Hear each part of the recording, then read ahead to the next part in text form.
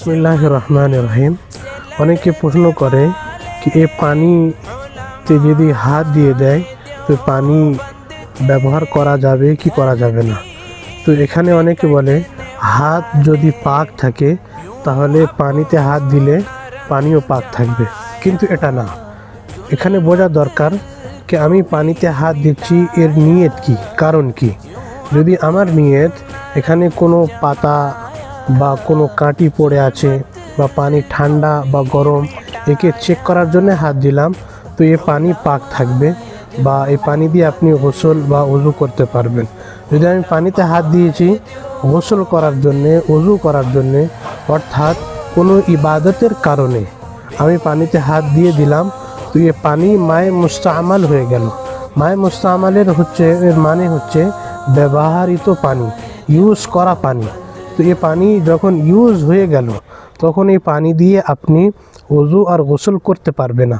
তো অনেকে কী করে, এরকম বালতিতে হাত দিয়ে কুল্লি করে বা কেউ ওযু বানায় বা গোসল করে, তো যখন হাত দিয়ে দিল তখন ওর পানি ব্যবহৃত হয়ে গেল। তো এখানে বোঝার দরকার যে এরকম ওযু করে তাহলে তার ওযু হলো না আর গোসল হলো না। যখন ওযু হবে না তখন তার নামাজই হবে না। তো এই জন্যে অনেকে গোসল করে আর গায়ের পানি এখানে বালতিতে পড়ে। তো যদি গা পাক থাকে তাহলে ওই পানিটা যদি পড়ে তাহলে পানি পাক থাকবে। হ্যাঁ, এবারে দেখতে হবে যদি গার পানি অনেক বেশি পড়ছে তখন এই পানিটাও নাপাক হয়ে যাবে।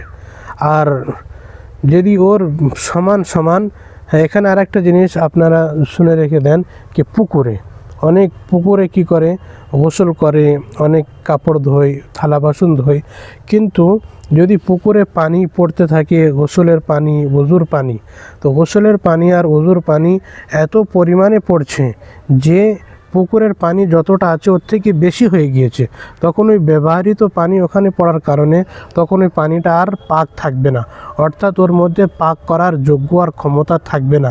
আপনি গোসল করলে আপনার গোসল হবে না, কাপড় ধুলে কাপড় ধোয়া পাক হবে না, ওই গোসলেতে নামাজ হবে না, আর ওই কাপড়েতে আপনার নামাজই হবে না।